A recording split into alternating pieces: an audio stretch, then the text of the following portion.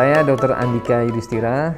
Saya bekerja sebagai spesialis ortopedi dan traumatologi, sekaligus sebagai konsultan tulang belakang.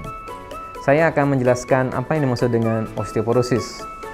Pada hari ini, saya akan berbicara mengenai osteoporosis secara singkat. Jadi, osteoporosis itu adalah suatu keadaan yang abnormal, di mana tulang-tulang kita kepadatannya menjadi berkurang dan arsitektur biologisnya berubah. Tidak hanya kepadatan tulang saja yang berubah, namun susunan dari tulang di dalamnya mengalami perubahan. Osteoporosis merupakan silent disease di bidang ortopedi, yaitu silent disease adalah osteoporosis ini tidak memiliki gejala yang spesifik.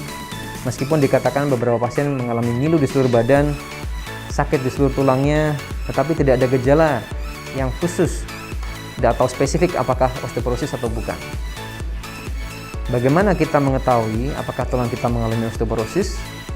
Jawabannya adalah dengan melakukan pemeriksaan kepadatan tulang atau yang kita kenal dengan bone densitometry. Bone mass densitometry ini akan mengukur kepadatan tulang kita secara objektif dan akan lihat hasilnya apakah mengalami osteoporosis atau osteopenia atau normal. Nah, pertanyaan berikutnya yang sering ditanyakan adalah bagaimana selanjutnya kalau ditemukan adanya kondisi osteoporosis terutama di masa COVID-19 seperti ini, di mana pasien sering merasa khawatir apabila mengadakan kunjungan ke rumah sakit. Sebenarnya, kekhawatiran itu tidak perlu dibesar-besarkan, tetapi kita tetap harus khawatir dalam tujuan untuk melindungi diri kita, keluarga, dan masyarakat.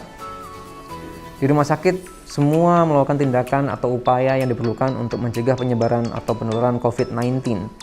Bisa dilihat pada saat kedatangan, screening pengecekan suhu, diingatkan untuk menggunakan masker, dan sebagainya.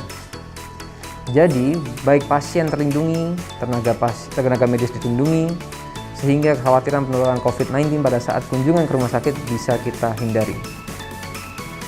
Nah, untuk penanganan osteoporosis sendiri, terdapat beberapa cara, yaitu diberikan obat, baik obat yang diminum atau kita sebut dengan obat oral, kemudian ada juga yang disuntikan atau melalui infus. Obat-obat osteoporosis ini tidak disarankan untuk dibeli sendiri di apotek dan dikonsumsi sendiri tanpa pengawasan dokter, karena pengobatannya membutuhkan waktu. Ada yang 3 bulan, ada yang 6 bulan, 9 bulan, atau bahkan sampai 1 tahun.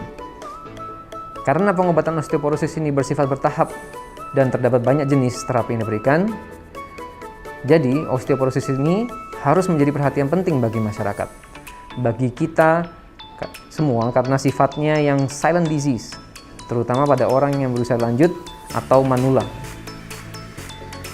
Karena pada populasi yang seperti ini, yaitu manula, kemudian pada wanita, memiliki resiko terdapat osteoporosis yang lebih besar. Kembali lagi, bagaimana cara mengetahuinya? Kita harus memeriksa dengan alat yang kita sebut dengan bone densitometry. Mengapa osteoporosis ini juga penting? Karena sifatnya silent disease, mengakibatkan osteoporosis baru saja ditemukan ketika ada kejadian-kejadian yang tidak kita inginkan.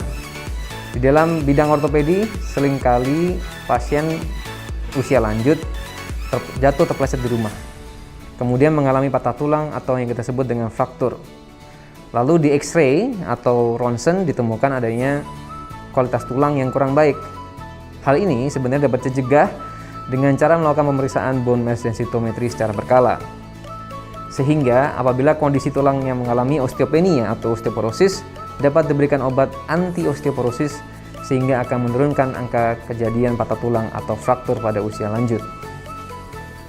Semoga informasi ini dapat membantu kita semua untuk mengenal osteoporosis.